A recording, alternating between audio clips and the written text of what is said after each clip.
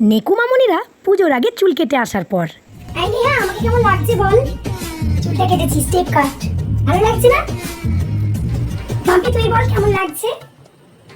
ভালো লাগছে? শোন না, এবারে কিন্তু কলকাতা ছেড়েও মানে শহরতলিগুলোতেও কিন্তু ঠাকুর দেখতে যাবো, ঠিক আছে? তাই মাম্পি আমাকে কিন্তু সঙ্গে নিবি, একদম ভুলে যাবি না কিন্তু। আর এবারে কিন্তু আমরা সপ্তমী, অষ্টমী, নবমী, এমনকি দশমীতেও আমরা ঠাকুর দেখতে যাবো। কেমন কেমন লাগছে বলতো আমাকে চুলটা কেটে? পার্লারে দিদি তো বললো দুর্দান্ত লাগছে, আমার মুখে নাকি স্টেপ কাটটা দারুণ লাগে। না না না না, একেবারেই পাগল হয়ে যায়নি। ওই তো পার্লারে দিদিটাই আমাকে বললো যে চুলটা সবসময় সেট করে নিতে এমনি করে। এই নিহা, আজকে লাস্ট ক্লাসটা তুই করেছিলি নাকি? আমাকে একটু দিস কিন্তু, হ্যাঁ, নোটসটা হোয়াটসঅ্যাপে পাঠিয়ে দিস। না আমি একটু ব্যস্ত ছিলাম রে, আমি একটু ওই কলেজে ক্যান্টিনে গেছিলাম। ভাবি তুই লাইব্রেরি যাবি তো? আমাকে অবশ্যই কিন্তু ডাকিস, আমি কিন্তু যাবো।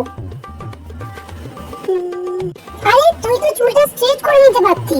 না না না, আমাকে স্ট্রেট করতে একদম বারণ করে দিল, বললো তোমার কার্লি হেয়ার তো, তুমি স্টেপ কাটটা কাটো আর এরকম সেট করে নেবে। তাই তো আমি 15 দিন আগে থেকে চুলটা কেটে নিয়েছি।